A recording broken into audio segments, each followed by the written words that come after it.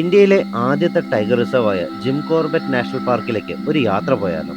ഒരുപാട് പ്രത്യേകതകളുള്ള കാടാണ് ജിം കോർബറ്റിലേത്. അതിലെ പ്രധാനമായത് ഇവിടുത്തെ കടുവകളുടെ ഡെൻസിറ്റി തന്നെയാണ്. ലേറ്റസ്റ്റ് സെൻസസ് അനുസരിച്ച് 260ഓളം അഡൽട്ട് ടൈഗേഴ്സ് ആണ് ജിം കോർബറ്റിലുള്ളത്.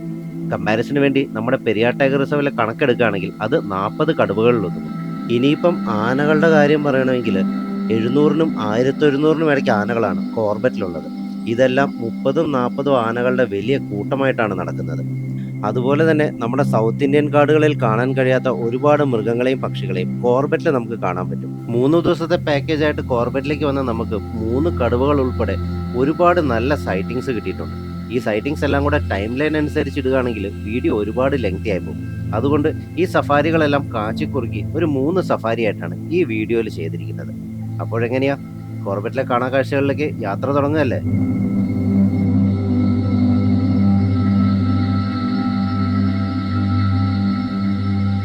ഉത്തരാഖണ്ഡിലെ രാംനഗറിൽ നിന്നാണ് ജിം കോർബറ്റിലേക്കുള്ള നമ്മുടെ യാത്ര തുടങ്ങിയത്. കോർബറ്റിലെ ഫേമസ് ആയിട്ടുള്ള ദിക്കാല സോണിലേക്കാണ് നമ്മൾ പോകുന്നത്. ഇന്ന് കാട് കയറുകയാണെങ്കിൽ 3-ാം പൊക്കെ നമ്മൾ കാട്ടിൽ നിന്ന് തിരിച്ചിറങ്ങുള്ളൂ. അതുകൊണ്ട് പോകുമ്പം തന്നെ 3 ദിവസത്തേക്കിന് നമുക്ക് ആവശ്യമുള്ള സാധനങ്ങളെല്ലാം മേടിച്ചിട്ടാണ് ഞങ്ങൾ കാട് കയറിയത്. സാധനങ്ങൾ മേടിക്കാൻ നിർത്തിയ കടയുടെ അടുത്തുനിന്ന് തന്നെ നമുക്ക് നമ്മുടെ ആദ്യത്തെ സൈറ്റിങ്ങും കിട്ടി. ആ മരത്തിന്റെ മേളിലിരിക്കുന്ന ആളെ കണ്ടോ? ഇതാണ് ഓറിയന്റൽ പൈഡ് ഹോൺബിൽ. നമ്മുടെ നാട്ടിൽ കണ്ടുവരുന്നത് മലബാർ പൈഡ് ഹോൺബിലാണ്. ഈ 2 വേഴാമ്പലുകളെയും കാണാൻ ഒരുപോലെ ഇരിക്കുമെങ്കിലും നമ്മുടെ മലബാർ പൈഡ് ഹോൺബിലിനാണ് ഓറിയന്റൽ പൈഡ് ഹോൺബിലിനെക്കാട്ടിലും വലിപ്പം കൂടുതലുള്ളത്. ഇൻഡോ മലയൻ പൈഡ് ഹോൺബിൽ എന്നും ഇവർക്കൊരു വിളിപ്പേരുണ്ട്.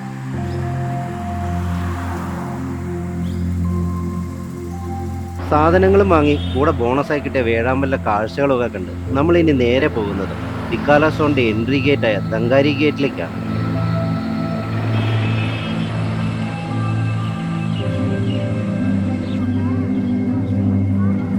കാടിനകത്തേക്ക് കയറുന്നതിന് മുമ്പ് നമ്മുടെ ബാഗുകളൊക്കെ ഇവർ പ്രോപ്പറായിട്ട് ചെക്ക് ചെയ്യും. ആൽക്കഹോളും സിഗരറ്റും ഒന്നും കാടിനകത്തേക്ക് ഇവർ കടത്തിവിടില്ല. ഇതാണ് ജിം കോർബറ്റ്. ബ്രിട്ടീഷ് ഇന്ത്യയിലെ അറിയപ്പെടുന്ന ഒരു വേട്ടക്കാരനായിരുന്ന ഇദ്ദേഹം 436 പേരെ കൊന്ന ചെമ്പവത്തിലെ പെൺകടുവയെയും 400ലധികം ആൾക്കാരെ കൊന്ന പനാറിലെ പുള്ളിപ്പുലിയെയും അടക്കം നരഭോജികളായ 31 കടുവകളെയും 2 പുള്ളിപ്പുലികളെയുമാണ് വേട്ടയാടി കൊന്നത്. ജിം കോർബറ്റിനോടുള്ള ആദരസൂചകമായിട്ടാണ് പണ്ടത്തെ ഹേലി നാഷണൽ പാർക്ക് പിന്നീട് ജിം കോർബറ്റ് നാഷണൽ പാർക്കായി മാറിയത്. നമ്മൾ ഈ ഗേറ്റ് കടന്ന് അകത്തോട്ട് പോവുകയാണെങ്കിൽ കാട്ടിലേക്ക് കയറുകയായി. ഈ കാണുന്നതെല്ലാം കാടിനകത്തുള്ള സ്റ്റേ ഓപ്ഷനുകളുടെ പേരും ഇവിടുന്ന് അങ്ങോട്ടേക്കുള്ള ദൂരവുമാണ്.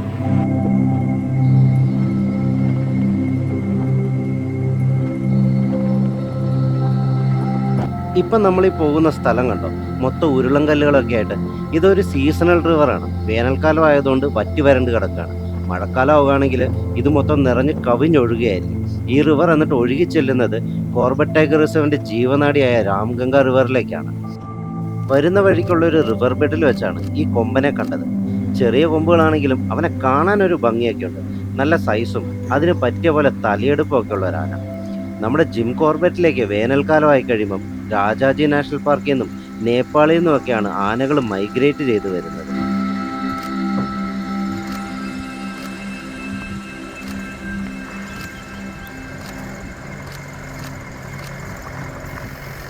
കുറച്ചു ദൂരം കൂടെ മുന്നോട്ട് വന്നപ്പോഴേക്കും നമ്മുടെ ഫ്രണ്ടിൽ വന്ന വണ്ടി പെട്ടെന്നാണ് ബ്രേക്ക് ചെയ്ത് നിർത്തിയത്. ആ ഭാഗത്ത് എന്തോ ഉണ്ട്. ഒരു ഉടുമ്പായിരുന്നു കേട്ടോ. വണ്ടി വന്ന് നിന്ന സൗണ്ടൊക്കെ കേട്ടിട്ട് ആശാന്തെ മെല്ലെ കാട്ടിനകത്തേക്ക് കയറി പോവുകയാണ്.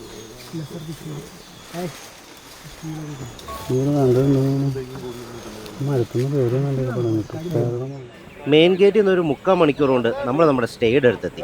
നമ്മളിനി അടുത്ത 3 ദിവസം സ്പെൻഡ് ചെയ്യുന്നത് ദിക്കാല സോണിലെ ഗൈറാൽ ഫോറസ്റ്റ് സ്റ്റേയിലാണ്. 8 പേർക്ക് താമസിക്കാൻ പറ്റുന്ന ഗൈറാലിലെ ഡോർമെട്രിയാണ് നമ്മൾ ബുക്ക് ചെയ്തിരിക്കുന്നത്. ഇന്ത്യയിൽ ഒരു ടൈഗർ റിസർവിന്റെ കോർ സോണിൽ താമസിച്ച് സഫാരി എടുക്കാനുള്ള ഒരു ഓപ്ഷൻ നമ്മുടെ ജിം കോർബറ്റ് നാഷണൽ പാർക്കിൽ മാത്രമേ കിട്ടുള്ളൂ. ഇവിടെയുള്ള ബിൽഡിങ്ങുകളെല്ലാം ബ്രിട്ടീഷുകാരുടെ സമയത്ത് പണിതതാണ്. രാംഗംഗ റിവറിനോട് ചേർന്നുള്ള ഭാഗത്താണ് ഗൈറാൽ ഫോറസ്റ്റ് സ്റ്റേ ഉള്ളത്. നമ്മുടെ ഈ സ്റ്റേയിൽ നിന്ന് ഇനി 15 കിലോമീറ്ററും കൂടെ യാത്ര ചെയ്തിട്ട് വേണം ടൈഗർ സൈറ്റിങ്ങിന് ചാൻസ് കൂടുതലുള്ള ദിക്കാല ക്യാമ്പസിലെത്താൻ. അതുകൊണ്ട് തന്നെ സമയം ഒട്ടും കളയാതെ സാധനങ്ങളെല്ലാം ഡോർമെട്രിയിൽ വെച്ചിട്ട് എത്രയും പെട്ടെന്ന് സഫാരിക്ക് ഇറങ്ങാനുള്ള തിരക്കിലാണ് എല്ലാവരും. നമ്മുടെ സ്റ്റേയുടെ അടുത്ത് ധാരാളം ചീങ്കണ്ണികളെ കാണാൻ സാധിക്കും. മീനാണ് ഇവരുടെ ഇഷ്ടഭക്ഷണം. മറ്റു മുതലകളെ പോലെ ഇവർ അഗ്രസീവുമല്ല. അതുകൊണ്ട് തന്നെ ആൾക്കാരെ ആക്രമിക്കുന്ന സ്വഭാവം ഇവർക്ക് തീരെയില്ല. മറിച്ച് ആളുകളെ കാണുകയാണെങ്കിൽ ഇവരെവിടെയാണോ നിൽക്കുന്നത് അവിടുന്ന് മാറിപ്പോകാറാണ് പതിവ്. ദിക്കാല സോണിലെ സഫാരി റൂട്ടിന്റെ ഭംഗി ശരിക്കും മാജിക്കലാണ്. ഏത് ഭാഗത്തേക്ക് ക്യാമറ തിരിച്ചു വെച്ചാലും നല്ല അടിപൊളി ഫ്രെയിമുകളാണ് നമുക്ക് കിട്ടുന്നത്.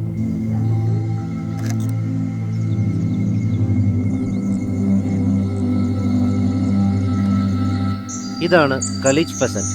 ഹിമാലയൻ താഴ്വരകളിൽ മാത്രമാണ് ഇവരെ കണ്ടുവരുന്നത്. നമ്മുടെ ജമ്മു കാശ്മീരിന്റെ സ്റ്റേറ്റ് ബേർഡാണ് കക്ഷി. നിങ്ങൾ ഈ കാണുന്നത് ഒരു മെയിൽ ബേർഡിനെയാണ്. കറുപ്പും വെള്ളയുമാർന്ന തൂവലുകളാണ് മെയിൽ ബേർഡിനുള്ളത്. അതുപോലെ തന്നെ തലയിലെ നീളമുള്ള തൂവലും മെയിൽ ബേർഡിന്റെ പ്രത്യേകതയാണ്. ബ്രൗണിൽ വെള്ള കലർന്ന നിറമാണ് ഫീമെയിൽ ബേർഡിൻ്റേത്. കണ്ണിന് ചുറ്റുമുള്ള ചുവപ്പ് നിറം മാത്രമാണ് മെയിലിനും ഫീമെയിലിനും കോമൺ ആയിട്ടുള്ളത്.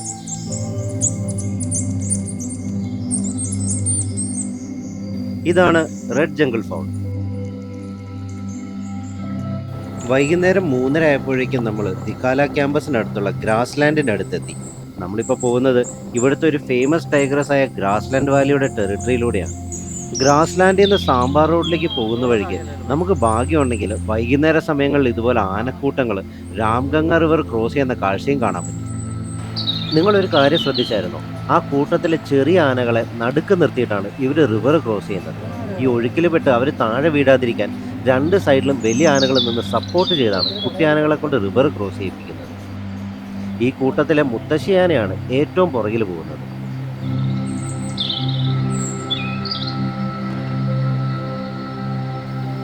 ഗ്രാസ് ലാൻഡിൽ നിന്ന് നമ്മൾ നേരെ ഇറങ്ങുന്നത് സാമ്പാർ റോഡിലേക്കാണ്.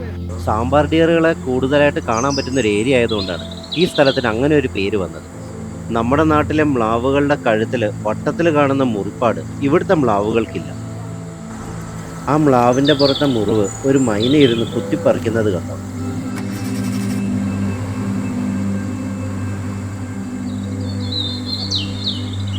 മ്ലാവുകളെ കാണാൻ നിർത്തിയതിൻ്റെ തൊട്ടടുത്തായിട്ട് കിന്നരിപ്പരുന്തിൻ്റെ ഒരു കൂടും ഉണ്ടായിരുന്നു. ഗ്രാസ് ലാൻഡിനടുത്തുള്ള ഈ ഒരു ഏരിയയിലും ഒരു ഫീമെയിൽ ടൈഗ്രസ് ഉണ്ട്. പേടുവാലി എന്നാണ് അവളെ എല്ലാവരും വിളിക്കുന്നത്. കോർബറ്റിലെ കടുവകളുടെ പ്രധാന ഭക്ഷണം പുള്ളിമാനും കേഴമാനും മ്ലാവുകളുമൊക്കെയാണ്. കാസിരംഗയിലും നമ്മുടെ കാടുകളിലൊക്കെ കാണുന്ന പോലെ കാട്ടുപോത്തുകളോ കാട്ടികളോ ഒന്നും ഈ കാട്ടിലില്ല.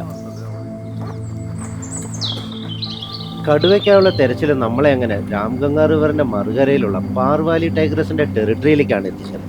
റിവറിന് കുറുകെ പണിതിരിക്കുന്ന ഈ ഒരു ടെമ്പററി ബ്രിഡ്ജ് ക്രോസ് ചെയ്ത് വേണം മറുകരയിലേക്ക് എത്താൻ.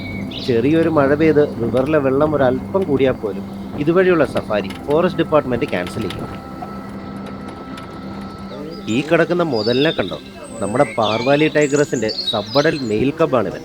പാർവാലിക്ക് 2 സബ്ബഡൽ കബ്സ് ആണുള്ളത്. അവര് രണ്ടുപേരും ഇവിടെ ഉണ്ടായിരുന്നു. നമ്മുടെ ജിപ്സി വന്ന് നിർത്തിയപ്പം അതിലെ രണ്ടാമൻ കാടിനകത്തേക്ക് കയറി പോവുകയായിരുന്നു. കടുവ കിടക്കുന്നിടത്തുനിന്ന് ഒരല്പം മാറി ഒരു ആനക്കൂട്ടം ഉണ്ടായിരുന്നു. അവർക്കെന്തായാലും കടുവയുടെ പ്രസൻസ് മനസ്സിലായിട്ടുണ്ട്. അതുകൊണ്ടാണ് അവരിങ്ങനെ വട്ടം പിടിച്ച് നിൽക്കുന്നത്. ഇവരുടെ നിപ്പ് കണ്ടിട്ട് ഇവരുടെ കൂട്ടത്തിൽ ഉറപ്പായിട്ടും ഒരു കുട്ടിയാന കാണും. അതിനെ പ്രൊട്ടക്റ്റ് ചെയ്യാൻ വേണ്ടിയിട്ടാണ് അവരിങ്ങനെ നിൽക്കുന്നത്. ഈ ഒരു ആനക്കൂട്ടം മാത്രമല്ല കേട്ടോ, നമ്മുടെ തൊട്ടു പുറകിലായിട്ട് വേറൊരു കൂട്ടം ആനകളും കൂടി ഉണ്ടായിരുന്നു.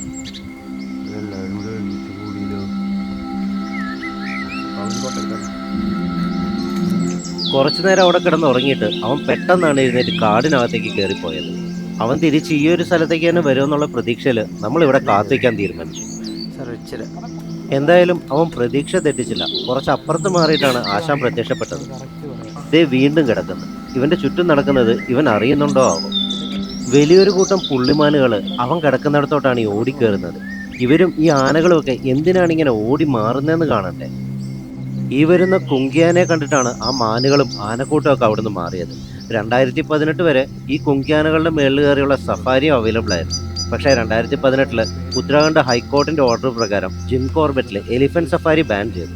ഇപ്പോൾ ഈ ആനകളെ ടൈഗർ പ്രസൻസ് കൂടുതലുള്ള ഏരിയകളിൽ പെട്രോളിങ്ങിന് വേണ്ടി മാത്രമാണ് യൂസ് ചെയ്യുന്നത്. ആ വരുന്നത് ഒരു ബീറ്റ് പെട്രോളിംഗ് പാർട്ടിയാണ്. കടുവയുടെ പ്രസൻസ് മനസ്സിലാക്കിയതും മാനുകളെല്ലാവരും അവിടെ നിന്നു. പക്ഷെ നമ്മുടെ കടുവ സാറിന് ഇതിലൊന്നും തീരെ ഇൻട്രസ്റ്റ് ഇല്ലെന്ന് തോന്നുന്നു. അത്ര അടുത്ത് നിൽക്കുന്ന മാനുകളെ ഒന്നും മൈൻഡ് ചെയ്യാതെ അവൻ മെല്ലെ എഴുന്നേറ്റ് റിവർ ബെഡിനടുത്തോട്ടാണ് നടക്കുന്നത്. മിക്കവാറും അവൻ്റെ അമ്മയായ പാർവാലി ഇങ്ങേ വശത്ത് കാണുമായിരിക്കും. അവൻ അമ്മയുടെ അടുത്തേക്കാണ് പോകുന്നതെങ്കിൽ നമ്മൾ നിൽക്കുന്ന ഈ വഴിയിലൂടെ ക്രോസ് ചെയ്ത് പോകാനുള്ള ചാൻസ് വളരെ കൂടുതലാണ്. അവൻ്റെ വരവും പ്രതീക്ഷിച്ച് നമ്മൾ കുറേ നേരം ഇവിടെ നിന്നു. പക്ഷേ അവൻ ഇങ്ങോട്ടല്ല വന്നത്. ആദ്യം കാട്ടിലേക്ക് കയറിപ്പോയ സബ്ബഡൽ കബിൻ്റെ അടുത്തേക്കാണ് അവൻ പോയത്. മകനെ മിസ്സായ സ്ഥിതിക്ക് അമ്മയായ പാർവാലിയം തപ്പി ഞങ്ങൾ ഇറങ്ങി. ആ പോകുന്ന വഴിക്ക് കണ്ട കുറച്ച് കാഴ്ചകളും കൂടെ നമുക്കൊന്ന് കണ്ടാലോ? നമ്മുടെ സൗത്ത് ഇന്ത്യൻ കാടുകളിൽ വളരെ അപൂർവമായി മാത്രം കണ്ടുവരുന്ന ഒരു കക്ഷിയാണ് ഈ ഇരിക്കുന്നത്. ഗോൾഡൻ ജക്കാൽ അഥവാ കുറുനരി. നമ്മുടെ കുറുക്കൻ്റെയും കാട്ടുപട്ടിയുടെ ഒക്കെ വകയിൽ ഒരു ബന്ധുവായിട്ട് വരും കക്ഷി.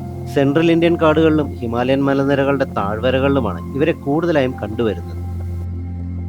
ഈ നദിക്കരയിലൂടെ ഒരുപാട് തിത്തിരി പക്ഷികൾ നടക്കുന്നുണ്ടായിരുന്നു. അവരുടെ കുഞ്ഞുങ്ങളെയും മുട്ടയൊക്കെ എടുക്കാനായിട്ടാണ് ആശാൻ ഇവിടെ വന്നിരിക്കുന്നത്. ഒത്തുകിട്ടിയെങ്കിൽ വല്ല മീനിനെയോ ഞണ്ടിനെയൊക്കെ പിടിക്കുകയും ചെയ്യാം.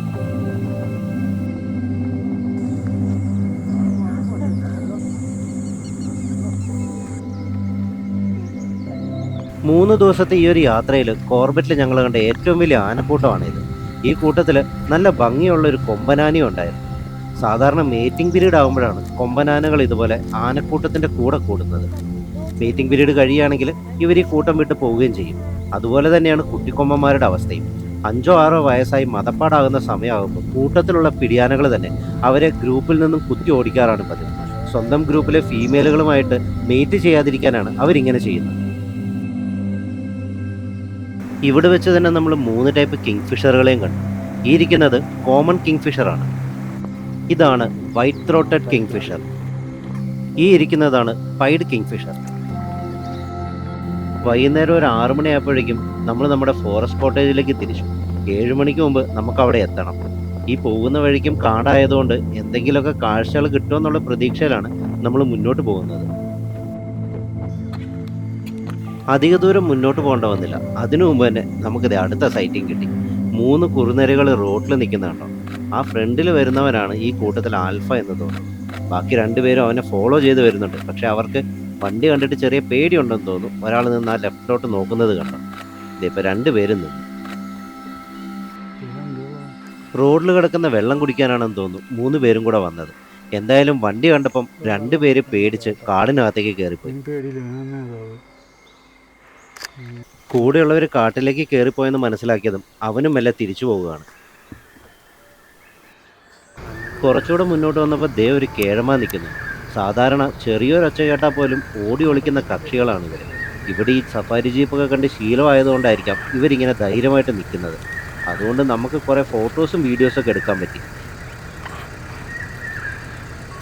വൈകുന്നേരം തിരിച്ചു പോകുന്ന വഴിക്ക് തന്നെ നമുക്ക് മലമുഴക്കി വേഴാമ്പലിനെയും കാണാൻ പറ്റി.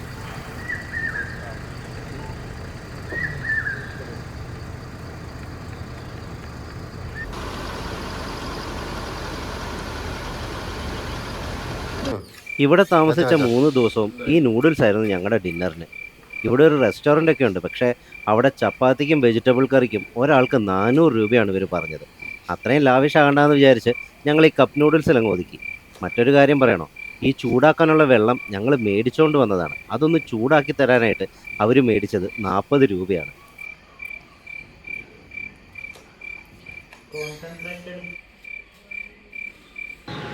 അടുത്ത ദിവസം രാവിലെ 5 മണിക്ക് തന്നെ ഞങ്ങൾ മോർണിംഗ് സഫാരിക്ക് ഇറങ്ങി.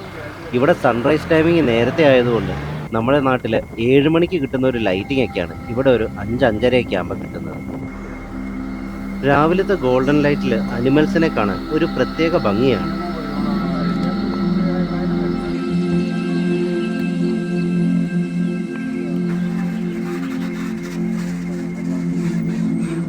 ഇതാണ് നോർത്തേൺ പ്ലെയിൻ ഗ്രേ ലംഗൂർ. നമ്മുടെ നാട്ടിൽ കാണുന്ന ലംഗൂറുകളെക്കാട്ടിലും ഇവർക്ക് വലിപ്പം ഒരല്പം കൂടുതലാണ്. ഇതാണ് red breasted parakeet. IUCN red list പ്രകാരം സമീപഭാവിയിൽ വംശനാശത്തിനിരയാകാൻ സാധ്യതയുള്ള ഒരിനം തത്തകളാണിവർ. നോർത്ത് ഇന്ത്യയിലെ ചില സ്ഥലങ്ങളിലും നോർത്ത് ഈസ്റ്റ് ഇന്ത്യയിലുമാണ് ഇവരെ കണ്ടുവരുന്നത്. കാഴ്ചകൾ കണ്ടുകൊണ്ടിരിക്കുന്നതിൻ്റെ ഇടയ്ക്കാണ് പാർവാലിയുടെ സൈറ്റിംഗ് കിട്ടിയെന്നൊരു മെസ്സേജ് കിട്ടിയത്. പിന്നെ ഫുൾ സ്പീഡിൽ അങ്ങോട്ടേക്കാണ് പോയത്. നമ്മളിവിടെ എത്തിയപ്പോഴേക്കും തൊട്ടടുത്തുള്ള ദിക്കാല ക്യാമ്പസിൽ നിന്ന് വന്ന എല്ലാ ജീപ്പുകളും ഇവിടെ ഉണ്ടായിരുന്നു. കടുവ ഇപ്പം കിടക്കുന്ന സ്പോട്ടിൽ നിന്ന് ഒരല്പം മുന്നോട്ട് മാറിയാണ് നമുക്ക് വണ്ടി പാർക്ക് ചെയ്യാനുള്ള സ്പേസ് കിട്ടിയത്. എല്ലാ വണ്ടിയിലെ ആൾക്കാരും പ്രതീക്ഷയോടെ നോക്കിയിരിക്കുന്നത് കണ്ടോ? ആ കടുവ കിടക്കുന്നത് ഈ കാട്ടിനകത്താണ്. ഈ ഏരിയയിലെ ഡോമിനന്റ് ഫീമെയിലായ പാർവാലി ടൈഗ്രസ് ആണ് ആ കിടക്കുന്നത്. ഇറങ്ങി വരുന്നു. അവള് നമ്മളെ ഒരുപാട് നേരം കാത്തു നിർത്തിയില്ല. ഉറക്കമൊക്കെ മതിയാക്കി ദേ മെല്ലെ പുറത്തേക്ക് വരുന്നുണ്ട്.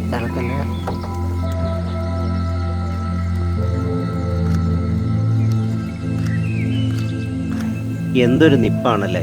ഈ ഒരു നിപ്പിൽ അവൾ കുറേ നേരം നിന്നു. എല്ലാവർക്കും മതിയാകോളം ഫോട്ടോയും വീഡിയോ ഒക്കെ എടുക്കാൻ പോസ് ചെയ്ത് നിന്നു കൊടുത്തിട്ടാണ് അവൾ താഴേക്ക് ഇറങ്ങിയത്.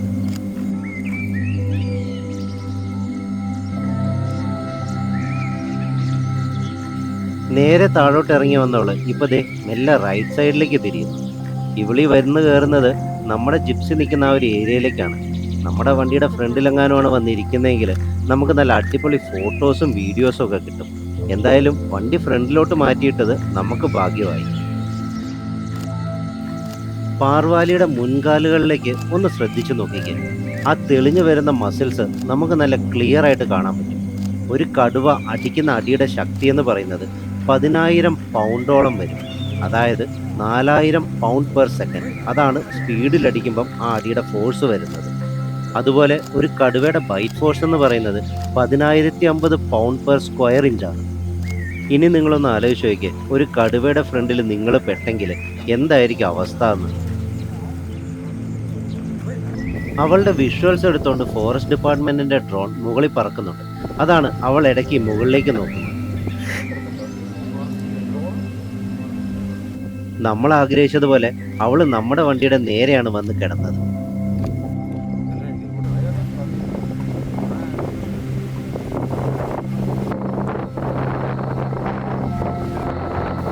നല്ല ഭംഗിയുള്ള കടുവ അല്ലേ? ടോയ് ഷോപ്പിലൊക്കെ കടുവയുടെ കിടക്കുന്ന ബൊമ്മകൾ മേടിക്കാൻ കിട്ടുമല്ലോ, അതുപോലെ തോന്നിക്കും ശരിക്കും ഇവിടെ കണ്ടെങ്കിൽ. അത്രയ്ക്ക് ഭംഗിയുണ്ട്. ഏകദേശം 2 മണിക്കൂറോളം അവൾ ഈ ഒരു സ്പോട്ടിലുണ്ടായിരുന്നു. കുറേ നേരം കിടന്നുറങ്ങി, കുറേ നേരം ഈ വണ്ടിയിലിരിക്കുന്ന ഞങ്ങളെയെല്ലാം നോക്കിയിരുന്നൊക്കെയാണ് അവൾ സമയം കളഞ്ഞത്. ഇത്രയും നേരം ഇവിടെ ഇരുന്ന് ഇവളെ സൂക്ഷിച്ചു നോക്കിക്കൊണ്ടിരുന്നപ്പോഴാണ് ഒരു കാര്യം മനസ്സിലായത്. ഇവളുടെ ലെഫ്റ്റ് സൈഡിൽ മുകളിലായിട്ടുള്ള കനൈൻ ടൂത്ത് പാതി പൊട്ടിയാണ് ഇരിക്കുന്നത്. ബിഗ് കാറ്റ്സിൽ ഏറ്റവും വലിയ കനൈൻ ടീത്ത് ഉള്ളത് കടുവയ്ക്കാണ്. ഒരു ഇരയെ പിടിക്കുമ്പം അതിനെ കൊല്ലാനായിട്ട് കടുവ ഉപയോഗിക്കുന്നതും ഇതേ കനൈൻ ടീത്ത് തന്നെയാണ്. അതുകൊണ്ട് ഇതിൽ ഒരു കനൈൻ ടീത്ത് ഇല്ലെങ്കിലും കടുവയുടെ ഹണ്ടിങ് എബിലിറ്റി വളരെ നന്നായി തന്നെ കുറയും. അങ്ങനെ കടുവകൾ അവർക്ക് സ്വാഭാവികമായി വേട്ടയാടി തിന്നാൻ പറ്റുന്ന ജീവികളെ കൊല്ലാൻ പറ്റാത്തൊരവസ്ഥ വരുമ്പോഴത്തേക്കിനും കുറച്ചുകൂടെ എളുപ്പം വേട്ടയാടാൻ പറ്റുന്ന ജീവികളിലേക്ക് തിരിയും. ഏതൊരു മൃഗത്തിനും ഏറ്റവും എളുപ്പം വേട്ടയാടി കൊന്നു തിന്നാൻ പറ്റുന്ന ഒരു ജീവി നമ്മൾ മനുഷ്യന്മാരെ തന്നെയാണ്. ചമ്പാവത്തിലെ മാനീറ്ററായ പെൺകടുവയെക്കുറിച്ച് ഈ വീഡിയോയുടെ ആദ്യം തന്നെ ഞാൻ പറഞ്ഞിരുന്നു. ആ കടുവ 436 പേരെയാണ് കൊന്നു തിന്നത്. ആ പറഞ്ഞ സമയത്ത് ഞാൻ ആ കടുവയുടെ ഫോട്ടോയും കൂടെ ആ ക്ലിപ്പിങ്ങിൽ വെച്ചിട്ടുണ്ടായിരുന്നു. അതിലേക്ക് നിങ്ങൾ ഒന്നുകൂടെ നോക്കുകയാണെങ്കിൽ ആ പെൺകടുവയുടെ റൈറ്റ് സൈഡിൽ താഴത്തെ കനൈൻ ടൂത്ത് മിസ്സിംഗ് ആയിട്ട് നിങ്ങൾക്ക് കാണാം. നാച്ചുറൽ പ്രേയെ ഹണ്ട് ചെയ്യാൻ പറ്റാതായപ്പോഴത്തേക്കിനും ആ കടുവ മെല്ലെ മനുഷ്യരിലേക്ക് തിരിഞ്ഞത്. മനുഷ്യനെ കൊന്നു തിന്നുന്നത് എത്രത്തോളം എളുപ്പമാണെന്ന് മനസ്സിലാക്കിയ കടുവ പിന്നീട് കൊന്നു തിന്നത് 436 പേരെയാണ്. കടുവയുടെ ഒരു പല്ലിൻ്റെ പ്രാധാന്യം എല്ലാവർക്കും മനസ്സിലായി എന്ന് വിചാരിക്കുന്നു. പാർവാലിയുടെ ഫോട്ടോസും വീഡിയോസും എടുക്കുന്ന തിരക്കിലായിരുന്നു എല്ലാവരും. വലിയൊരു മഴ വരാൻ പോകുന്നത് ആരും ശ്രദ്ധിച്ചില്ല. അധികം വൈകാതെ മഴയും പെയ്തു. പിന്നെ ക്യാമറയും ബാക്കി എക്യുപ്മെന്റ്സും നനയാതെ സൂക്ഷിച്ചു വെച്ചിട്ട് ജിപ്സിയുടെ ടോപ്പ് കവർ ഇടുന്ന തിരക്കിലായിപ്പോയി. ആ ഗ്യാപ്പിനിടയ്ക്ക് നമ്മുടെ പാർവാലി കാട്ടിനകത്തേക്ക് കയറിപ്പോയി. എന്തായാലും ക്യാമറയും മറ്റു സാധനങ്ങളൊന്നും നനയ്ക്കാതെ തന്നെ ടോപ്പ് കവർ ഇട്ട് നമ്മളുമല്ലേ അവിടുന്ന് യാത്രയായി. ഇനി നേരെ പോകുന്നത് ദിക്കാല ക്യാമ്പസിലേക്കാണ്. ഇന്ന് ഈവനിങ് സഫാരി ഉള്ളതുകൊണ്ട് നമ്മൾ തിരിച്ച് നമ്മുടെ സ്റ്റേയിലേക്ക് പോകുന്നില്ല.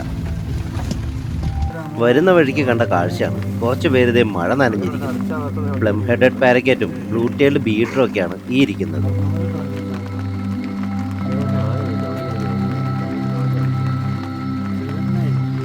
ആ കാണുന്നതാണ് ദിക്കാല ക്യാമ്പസ്. നിങ്ങൾ ജിം കോർബറ്റിലേക്ക് ഒരു ട്രിപ്പ് പ്ലാൻ ചെയ്യുന്നുണ്ടെങ്കിൽ മാക്സിമം ദിക്കാല ക്യാമ്പസിൽ സ്റ്റേ ബുക്ക് ചെയ്യാനായിട്ട് ട്രൈ ചെയ്യുക. കാരണം ഇവിടെ 24 hours വാട്ടർ സപ്ലൈയും ഇലക്ട്രിസിറ്റിയും ഉണ്ട്. ബാക്കിയുള്ള ക്യാമ്പുകളെല്ലാം സോളാർ പവറിൽ റൺ ചെയ്യുന്നതുകൊണ്ട് രാത്രി കുറച്ച് സമയത്തേക്കിന് മാത്രമേ സപ്ലൈ ഉണ്ടാവുകയുള്ളൂ. അതായത് ഒരു 3-4 മണിക്കൂറൊക്കെ കഴിയുമ്പോൾ ഫാനൊക്കെ ഓഫായി പോകും. കോർബറ്റിലെ ഏതൊരു സ്റ്റേ ഓപ്ഷനായിട്ട് കമ്പയർ ചെയ്താലും ദിക്കാല ക്യാമ്പസിലെ ഈ സ്റ്റേ ആണ് ഏറ്റവും നല്ലത്. പോരാത്തതിന് ഇവിടെ 2-3 പോയിന്റുകളിലായിട്ട് BSNLനും ജിയോയ്ക്കും എയർടെലിനും ഒക്കെ നെറ്റ്വർക്കും കിട്ടും. പിന്നെ ഇവിടുത്തെ മറ്റൊരു പ്രത്യേകത ഇവിടുത്തെ റെസ്റ്റോറൻറ്റ് തന്നെയാണ്. ഒരല്പം കത്തിയാണെങ്കിലും ഡീസൻറ്റ് ഫുഡാണ് ഇവിടെ സെർവ് ചെയ്യുന്നത്. ഇനി നിങ്ങൾക്ക് ബഡ്ജറ്റ് ഫ്രണ്ട്ലി ആയിട്ട് കഴിക്കണമെങ്കിൽ ഇവിടെ ഡ്രൈവേഴ്സിനുള്ള ക്യാൻറ്റീനും ഉണ്ട്. അവിടെ നമുക്ക് മിതമായ നിരക്കിൽ ബ്രെഡ് ഓംലേറ്റും നൂഡിൽസും ചായയും ഒക്കെ കിട്ടും. കോർബറ്റിലെ കോർസോണിൽ താമസിച്ച് നിങ്ങൾ സഫാരി എടുക്കുകയാണെങ്കിൽ മോർണിംഗ് സഫാരിക്ക് ശേഷം നിങ്ങളെ തീർച്ചയായും ദിക്കാല ക്യാമ്പസിലേക്ക് കൊണ്ടുവരും. സഫാരി സോണിൽ നിന്ന് നമ്മുടെ സ്റ്റേയിലേക്ക് അപ്പ് ആൻഡ് ഡൗൺ ചെയ്യുമ്പോൾ ഉണ്ടാകുന്ന സമയനഷ്ടം ലാഭിക്കാനായിട്ടാണ് ഇങ്ങനെ ചെയ്യുന്നത്. മോർണിംഗ് സഫാരി കഴിഞ്ഞ് വന്ന് ഭക്ഷണമൊക്കെ കഴിച്ചിട്ട് ഏകദേശം 3 മണിക്കൂറോളം നമുക്കിവിടെ വെയിറ്റ് ചെയ്യേണ്ടി വരും. അതിനായിട്ട് ഇവിടെ വെയിറ്റിംഗ് റൂമൊക്കെ അവൈലബിൾ ആണ്. വെയിറ്റിംഗ് റൂമിൻ്റെ വിഷ്വൽസ് കാണിക്കാത്തത് വേറൊന്നും കൊണ്ടല്ല കേട്ടോ. ഞാൻ അവിടെ സത്യം പറഞ്ഞെങ്കിൽ ബാഗ് വെച്ച് നേരെ ദേ ഇങ്ങോട്ടാണ് വന്നത്. ഇനിയിപ്പോൾ നിങ്ങൾ ഇവിടെ വരികയാണെങ്കിലും വെയിറ്റിംഗ് റൂമിലിരിക്കില്ല, ഇങ്ങോട്ടേക്കേ വരുള്ളൂ. അതിന് ഞാൻ ഉറപ്പ് തരാം. കാരണം ഇവിടെ നിൽക്കുകയാണെങ്കിൽ അതുപോലത്തെ വിഷ്വൽസ് ആണ് നമുക്ക് കിട്ടുന്നത്. ഈ ഒരു വ്യൂ പോയിന്റിൽ നിന്ന് നമുക്ക് ഒരുപാട് അനിമൽസിനെയും ബേർഡ്സിനെയും ഒക്കെ കാണാൻ പറ്റും. ഇനി ഇവിടുന്ന് കണ്ട കുറച്ച് കാഴ്ചകളും കൂടെ കണ്ടാലോ? നമുക്കപ്പോൾ പുള്ളിമാനുകളിൽ നിന്ന് തുടങ്ങാം. വലിയൊരു കൂട്ടം മാനുകൾ നിൽക്കുന്നത് കേട്ടോ. അതിൽ കലമാനുകളിൽ നിന്ന് കുത്തുപിടിക്കുന്നത് നമുക്ക് കാണാൻ പറ്റും. മേറ്റിംഗ് സീസൺ ആകുമ്പം ആരാണ് ശക്തനെന്ന് കാണിക്കാൻ വേണ്ടിയിട്ടാണ് ഇവർ ഈ കുത്തുകൂടുന്നത്. ആനകൾ ഈ ഒരു പുൽമേട്ടിലെ സ്ഥിരം സാന്നിധ്യമാണ്. ഈ കാണുന്ന കൂട്ടത്തിൽ റൈറ്റ് സൈഡിലായിട്ട് നോക്കുകയാണെങ്കിൽ നിങ്ങൾക്ക് 3 കൊമ്പന്മാരെ കാണാം. ഇവർ മാത്രമല്ല കേട്ടോ, വേറെയും കുറേ ആനക്കൂട്ടങ്ങളും കൂടി ഉണ്ട് ഇവിടെ. അവരെയും കൂടെ നമുക്കൊന്ന് പെട്ടെന്ന് കണ്ടിട്ട് വന്നാലോ?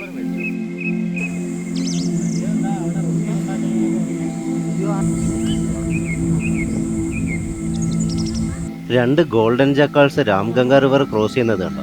അതിന് ചുറ്റും തിത്തിരി പക്ഷിയും പറക്കുന്നുണ്ട്. അതിൻ്റെ കുഞ്ഞുങ്ങൾ ആ ഭാഗത്ത് വല്ലതും ഉണ്ടാകും. ഈ ജാക്കളുകളെ അതിനടുത്തുനിന്ന് മാറ്റാനായിട്ടാണ് ഇവരിങ്ങനെ പറക്കുന്നത്. റിവർ ക്രോസ് ചെയ്ത് നമ്മൾ നിൽക്കുന്ന ഭാഗത്തേക്ക് വരാനാണെന്ന് തോന്നുന്നു. ആ ഭാഗത്ത് നോക്കിയാൽ നല്ല ആഴമുണ്ടെന്ന് തോന്നുന്നു. അവൻ ഇപ്പം തന്നെ പാതി മുങ്ങി.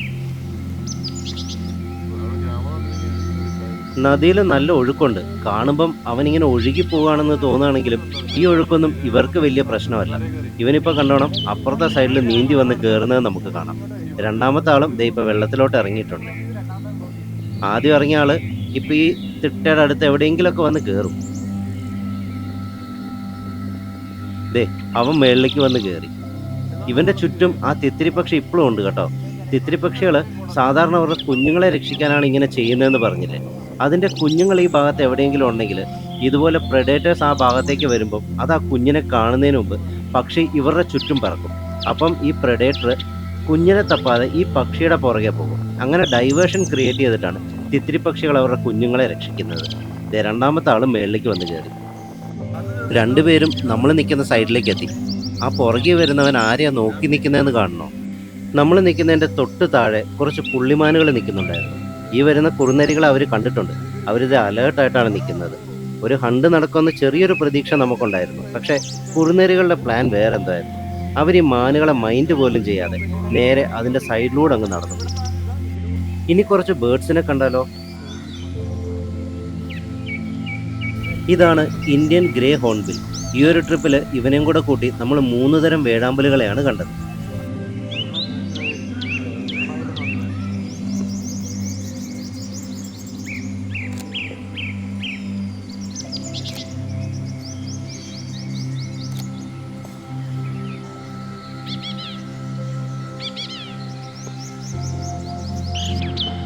ഉച്ചയ്ക്ക് കൃത്യം 2 മണിക്ക് തന്നെ ഈവനിങ് സഫാരി സ്റ്റാർട്ട് ചെയ്തു. 2 തൊട്ട് വൈകുന്നേരം 6 വരെയാണ് സഫാരി ടൈം. രാവിലെ മഴ പെയ്തതുകൊണ്ട് രാംഗംഗ റിവർ ക്രോസ് ചെയ്ത് പാർവാലിയുടെ ടെറിട്ടറിയിലേക്ക് നമുക്ക് പോകാൻ പറ്റില്ല. അതുകൊണ്ട് നമ്മൾ ഇന്ന് പോകുന്നത് ഇവിടുത്തെ ഗ്രാസ് ലാൻഡിലേക്കാണ്. നല്ല ഭംഗിയുള്ളൊരു കാട്ടിലൂടെയാണ് നമ്മൾ ഗ്രാസ് ലാൻഡിലേക്ക് പോയത്.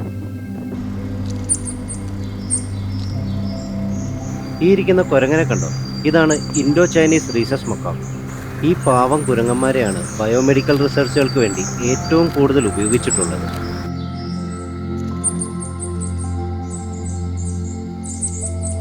ഗ്രാസ് ലാൻഡിലെത്തിയപ്പോഴത്തേക്കിനും വേറെ ഏതോ ഒരു ലോകത്തിലെത്തിയ ഫീലായിരുന്നു.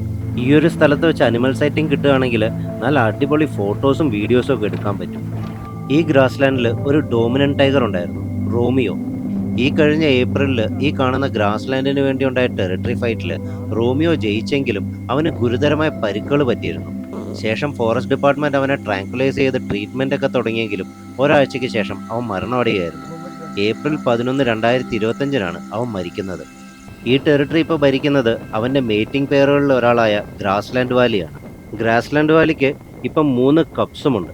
അവളെ തിരഞ്ഞാണ് നമ്മളീ പോകുന്നത്. നമ്മുടെ ദിക്കാല ക്യാമ്പസിന്റെ പുറകിലായിട്ട് ഗ്രാസ് ലാൻഡ് വാലിയെ കണ്ടിരുന്നത്ര. അവൾ ഈ ഭാഗത്തോട്ടാണ് വന്നത്. ഇപ്പൊ ഈ വണ്ടികളൊക്കെ നിൽക്കുന്ന കണ്ടിട്ട് മിക്കവാറും ഈ ഒരു സൈഡിൽ ക്രോസിംഗ് കിട്ടാനാണ് ചാൻസ്.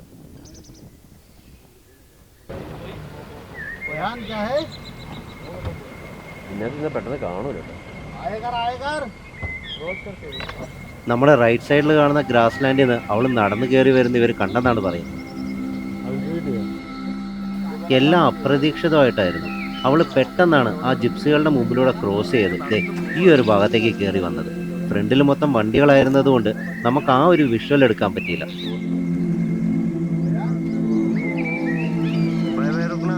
അവളിനി ആ കാട്ടിൽ നിന്ന് ഇറങ്ങി വരാൻ ചാൻസ് ഉള്ള സ്ഥലത്തോട്ടാണ് നമ്മൾ പോകുന്നത്. അങ്ങനെ വന്നപ്പോഴാണ് ഈ ഒരു കാഴ്ച കാണുന്നത്. നല്ല ഭംഗിയുള്ള ഫ്രെയിമിൽ ഒരു ആനക്കൂട്ടം നിൽക്കുന്നു. ആ കയറി വരുന്ന പിടിയാനയുടെ സൈഡിലുണ്ട് ഒരു കുട്ടി ആനയും കൂടി ഉണ്ട്. 2 പിടിയാനകളുടെ ഇടയിലായിട്ടാണ് അതിനെ നിർത്തിയേക്കുന്നത്.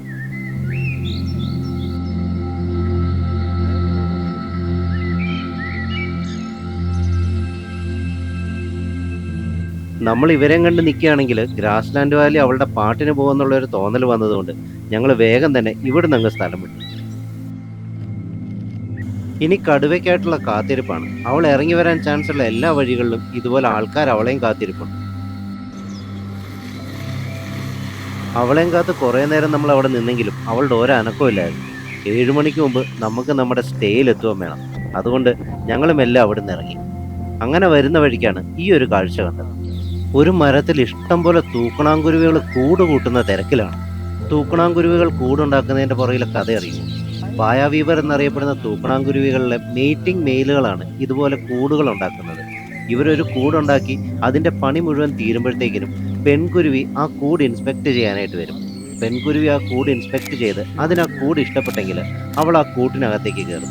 അങ്ങനെയാണ് ഇവരുടെ മീറ്റിംഗ് നടക്കുന്നത്. അഥവാ പെൺകുരുവിക്ക് ആ കൂട് ഇഷ്ടപ്പെട്ടില്ലെങ്കിൽ ആൺകുരുവി ആ കൂട് ഉപേക്ഷിച്ച് പുതിയ കൂടിൻ്റെ പണിയിലേക്ക് ഏർപ്പെടും.